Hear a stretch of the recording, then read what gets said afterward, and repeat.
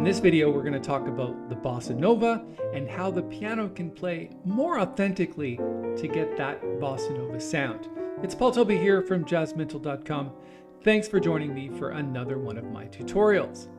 Unfortunately, when I hear a lot of piano players play bossa nova, especially solo piano, they seem to go about it in a way that's not that authentic. And so what I'd like to do in this video is kind of share the rhythm behind bossa nova and how you can duplicate that rhythm and keep it going throughout the tune. We're going to be working on the tune Desafinado. I'm going to throw that up on your screen right now. I've written out an entire arrangement note for note. In fact, I recorded it and then transcribed it. So what it is the way that I play bossa nova on piano.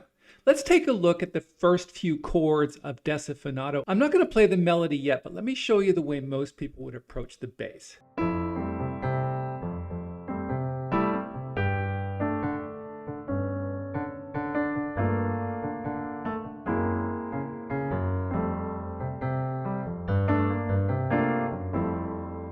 So that bass line is pretty much how I hear a lot of pianists do it. It's like...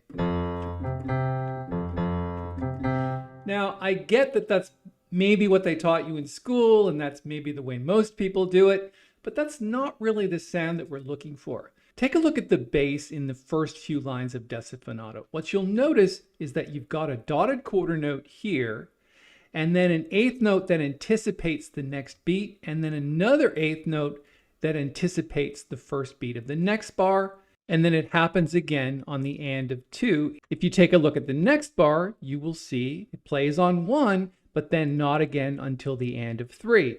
And then the next bar after that kind of repeats the way it was in the first bar.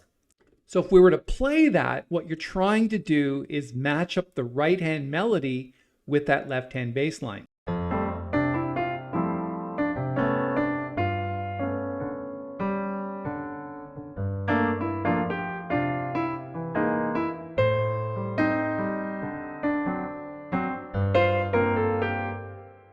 The point that I'm trying to make here is that you really need to keep that rhythm consistent in your head and not so much repeat it in the bass line. Because if all you did was this,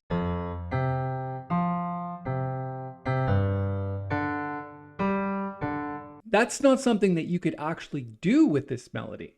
So what you want to do is keep the rhythm and fill in the notes wherever you can. So let me give you an example of this in bar 5. What you have at the end of the bar before that is the and of 4, anticipating 1, and then you've got on beat 2, and then on beat 4. But the interesting thing is, if you look at the melody, there's nothing in the melody on beat 4. And that's a good thing because the right hand and the left hand are alternating the eighth note sound to kind of keep the rhythm going.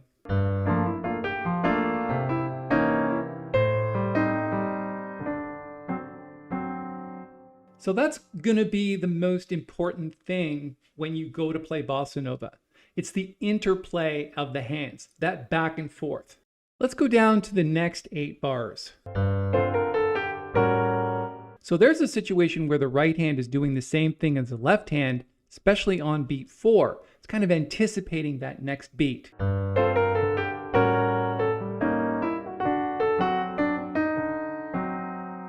And then bar 13. So there's an example again of the left hand alternating eighth notes. So you've got the right hand playing on the and of 3, and then the left hand playing on 4, and then the right hand playing on the and of 4.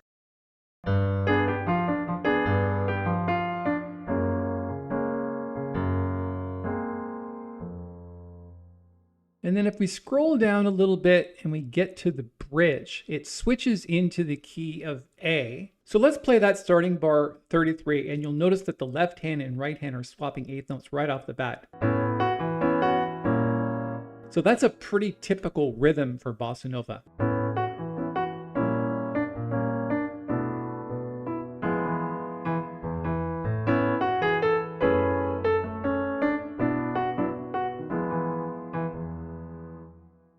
Again, you can consistently hear the left hand and right hand swapping eighth notes. Let's move on to the next 8 bars where it switches into the key of C.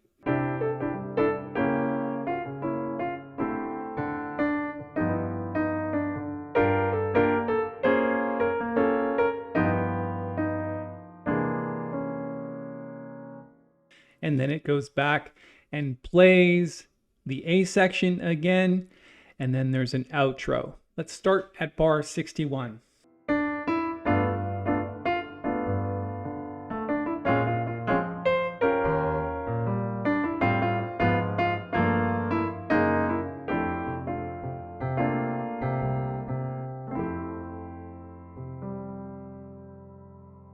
Now, I may not have played things exactly as written, but I think that's really the whole point. If you learn it the way that it's written, that's just one way to play bossa nova. The other way is to improvise the left and the right hand together. So each time you play it, it's going to be a little bit different. It's just the rhythm remains consistent. It's really about playing on 1 and the and of 2 and then the and of 4, and again on the and of 2 on the next bar.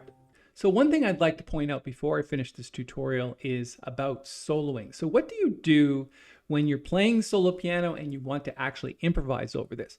So one way to keep that rhythm consistent and play some chords and lines in the right hand is with the left hand, instead of playing just single notes like, what you want to do is play chords with the left hand. So throwing down the root and then playing like maybe 5 and 3, or maybe 3 and 7, like that.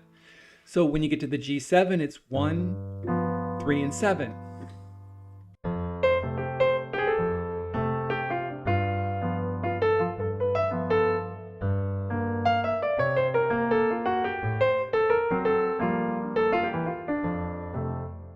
And then in addition to that, you might want to just play some comping ideas, like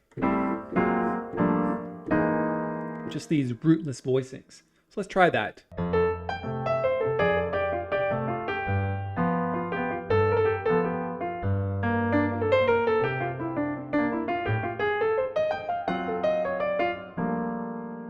So that's just a small example of a solo. So just to remind you of what we did, we played 1 and then a chord on the and of 2. So then when we got to the A half diminished seventh, we played rootless voicings.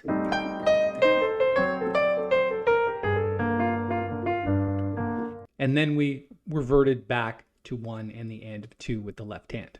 I think it would be a really good idea to download and learn this transcription, because it does give plenty of examples of that rhythmic interplay between the left hand and the right hand, and also some great chords that you can learn and play over desafinado and use them for other tunes as well. I'm going to put a link to that sheet music up here in the corner.